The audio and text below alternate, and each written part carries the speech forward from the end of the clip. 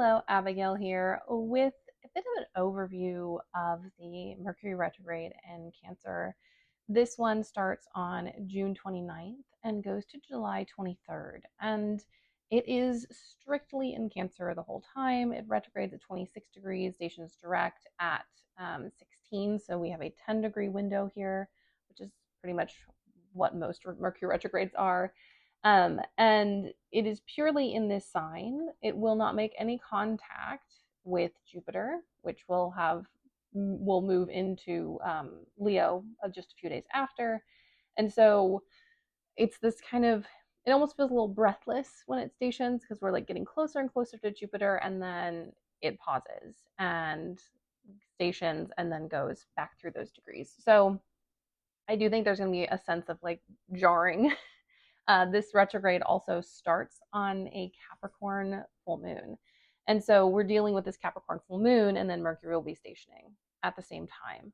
And so it's a really kind of fascinating, fascinating moment because we'll be dealing with a lot of other things. And then this will happen. And then we'll also have the Jupiter ingress happening. So just expect a lot of chaos around this entrance, this ingress. It's going to be well, the ingress with Jupiter, but like this retrograde, because it is going to kind of hit very hard. Now, bright side, I will say this with retrogrades, if things consistently have not been going your way, and then this goes for all Mercury retrogrades or even other planetary retrogrades, at least in my opinion, sometimes retrogrades are an opportunity for the unusual to happen. So if you have a pattern that consistently goes throughout your life or has been like a persistent thing for like a year or several months, a Mercury retrograde can disrupt these things. So I don't view Mercury retrogrades as like all doom and gloom. Now, can they be very frustrating? Absolutely. You know, we tend to see disruptions in travel, we tend to see disruptions in communicating, networking.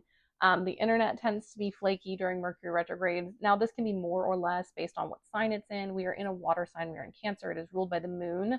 So the things that are going to be annoying in this retrograde are going to be very little things by and large, um, because we are moving with a very fast moving planet. So just know that like things are going to be frustrating, but a lot of the stuff that's going to happen that is directly related to this retrograde has a fairly quick turnover time because we are in a moon ruled sign, which I think is nice. Like, yeah, things might like get really overwhelming and chaotic all at once, but on the bright side, they will move pretty quickly into a different phase, a la the moon. I will say there's going to be a tendency to maybe mistake some of the chaos in this season for the Mercury retrograde. Just know that Jupiter gets hit really hard as it enters, and we will have a Mars conjunction with Uranus on the 4th of July. So while this is going to amplify that energy, a lot of the stuff that's going to happen in this season isn't necessarily going to be the fault of the Mercury retrograde, although people are going to ascribe it to that.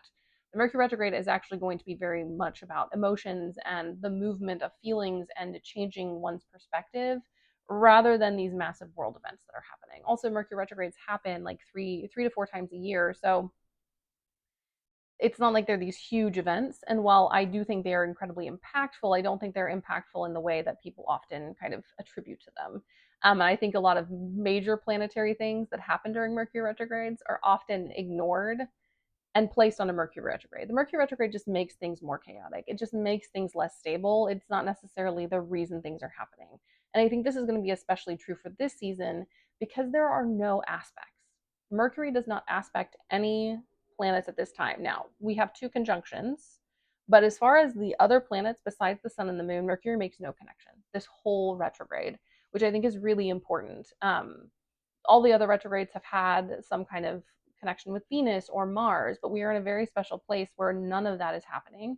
We're in a very special place where all of the outer planets are out of reach. Jupiter has just moved. The station will happen close-ish to a square with Saturn, but it will not be exact. The very day after, hilariously, after the Mercury retrograde ends, we will have a Venus sextile with Venus in Virgo, but that is after the retrograde. So just know that we're having no planetary interaction during this time. The only thing we have, the red letter day, is going to be the 13th, which is when the sun goes into its conjunction with Mercury, which happens every Mercury retrograde based on the way the planets move. And then the 14th, which is when the new moon happens, and it'll pass through and have its conjunction with Mercury as well. And with that new moon, because nothing else is aspecting, the main player is the Mercury retrograde.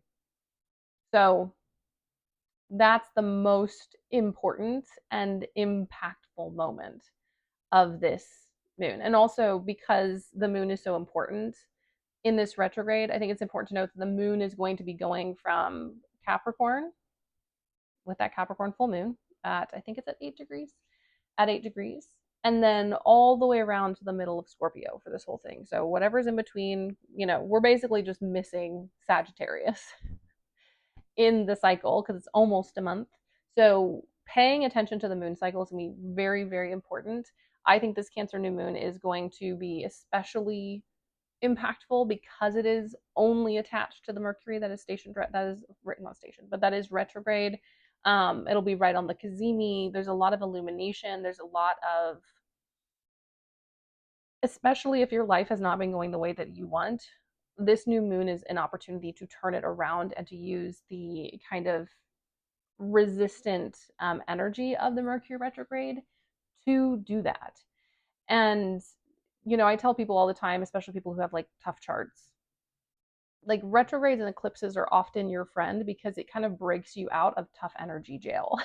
Now, sometimes it can be frying pan and fire breaking out of energy jail, but there's always an opportunity in a Mercury retrograde to get a result or get something that you wouldn't normally be able to get. Now, will that thing carry a Mercury retrograde energy and you can't really control it or predict it? No. But if you can release control and allow things to move more in flow and allow things to become realigned, you can actually harness Mercury retrogrades to get the things that you want in life. And so that's what I encourage you to do for this one. I would encourage a lot of kind of alone time, time to sit with yourself, time to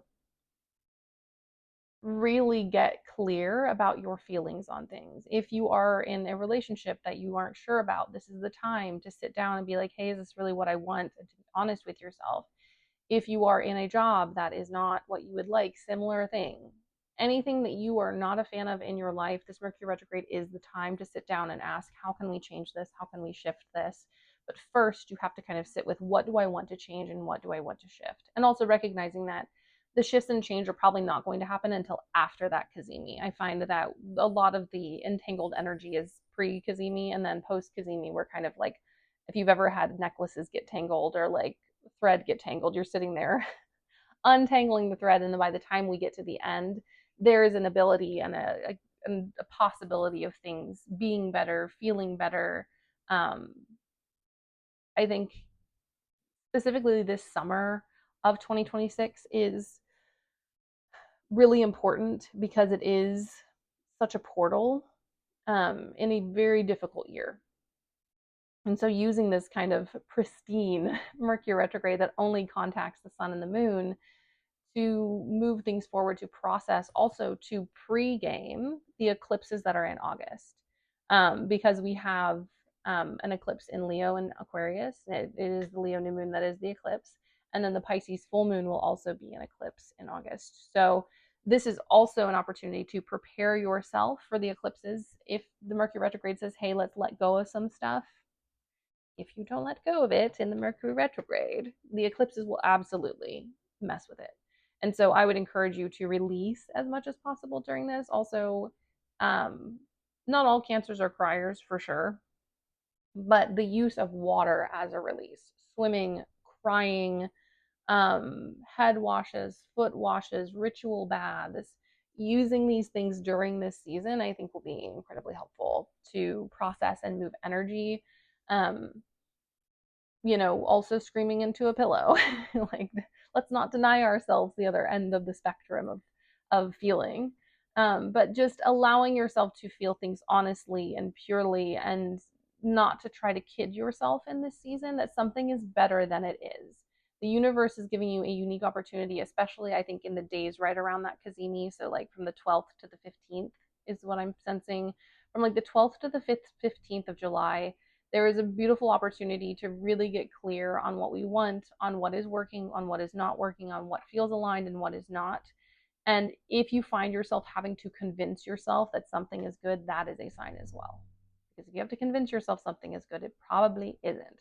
And it doesn't mean we have to throw everything away, but it does mean that these relationships, dynamics, careers, jobs, conflicts, all of these things need to be revisited and they need to be transformed and transmuted into something else, or they're not going to make it and they're not going to last. I prefer Mercury retrogrades to come before eclipses because I like being able to kind of pregame things and I don't like getting overwhelmed like we did earlier this year and the eclipse season before that in 2025 in the spring. We also had that. So, you know, take this as an opportunity to find clarity, to slow down, to redirect the way you're spending your energy, to redirect where you're placing things. Mercury in Cancer is not about clear, concise communication. It's about communication that is authentic, communication that is from the heart and not necessarily purified or cleansed or made into something that is acceptable. It's about just saying what you need to say, doing what you need to do. I also think with Neptune over in Aries, we are moving into a time already where refinement is not going to be as desired. We're going to have, I think, two camps, which one is going to be chaos and one is going to be militarized. So people who are very strict, very aligned, purification is going to become regimented. And then the folks who are wild and free and trying to rewrite and shift and change things. And I think with this Mercury retrograde, it's an opportunity to step into this more raw, more honest presentation, regardless of what public perception is, regardless of what is societally acceptable. None of those things matter in this season. What matters is you and how you feel. As always, I encourage you to go look at where this falls in your chart because this is going to affect the themes and topics that you are going to be engaging in. So, like, if this is in your seventh house, we're dealing with relationships, friendships, we're dealing with known enemies also that lives in the seventh house. Basically, anything that's up close and personal and has the potential to really harm us emotionally and physically. And then, you know, say it falls in the second, then this is about how you use your resources and your natural gifting, and could very well be an activation of the stuff you learned during the Jupiter transit that you haven't put into practice yet. If you're holding back on any Jupiter in Cancer lessons, then this is also the time to release them because it's going over similar degrees. And actually, it's going over similar degrees to the Jupiter retrograde. In fact, it's only off by like a degree. So this is an opportunity to go kind of relive, not really relive, but to kind of reassess that retrograde. If I remember correctly, it started in late 2025 and finished up in early 2026. So, what was going on? What things were shifting? What were changing? We now have a chance to put a voice to that. We now have a chance to activate that, especially once we get past the retrograde and go through the post retrograde shadow, which is when Mercury goes back through 16 to 26 degrees, which will take another about 2.5 to 3 weeks. So just know that this is a very big redo. And while a single Mercury retrograde may not seem that crazy, I do think this has a huge amount of potential to set you up for the rest of 2026 and even into 2027. So this is not to make you panicky or anxious, but like use this time wisely to get what you want, to get clear about what you want. If you are manifesting, this is the time to really dig in and really hone your manifestation practices. It's time to take classes about manifestation. It's time to learn about manipulating energy and being able to change our reality, going into, you know, I can't remember the word right now, but some kind of physics, quantum physics.